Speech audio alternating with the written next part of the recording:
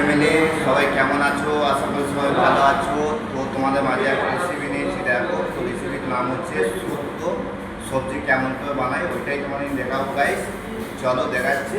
কড়াই অলরেডি বসিয়ে দিয়েছি, তো চালু করা হয়ে গেছে কড়াই। চলো নেক্সট দেখাচ্ছি। নেক্সট অয়েল ঢেল দেবো, সানফ্লাওয়ার।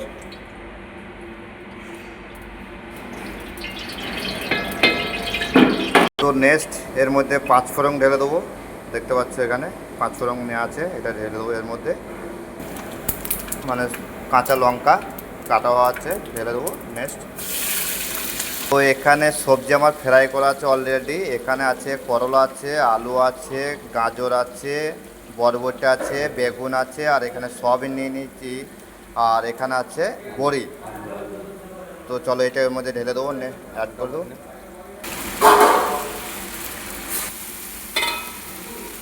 তো এখানে আছে পোস্ত বাটা আছে, 100 গ্রাম নিয়েছি পোস্ত।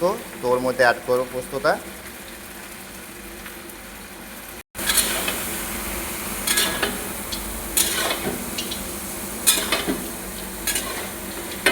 তো এখানে দুধ অ্যাড করব, আমুল দুধ। চলো এখানে 1 লিটার আমুল দুধ অ্যাড করব।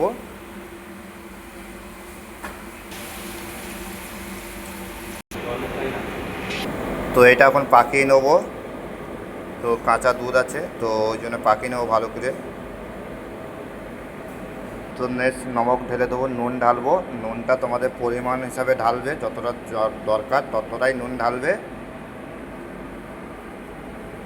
আর এখানে আরেকটা জিনিস অ্যাড করবো, চিনি। তো চিনিটা সামান্য পরিমাণে এই জন্য ঢালছি যে টেস্টটা মানে ভালো রাখার জন্য, তো চিনিটা ঢালা ওই জন্যই।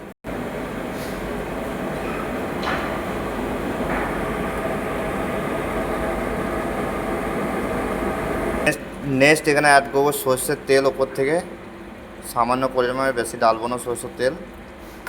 আর ওর মশলা এখানে নেওয়া আছে, যে 5 ফোড়নটা দেখালাম গাইস, সেই 5 ফোড়নে রোস্ট করে পিষে নিয়েছি, তো ওর মধ্যে অ্যাড করব।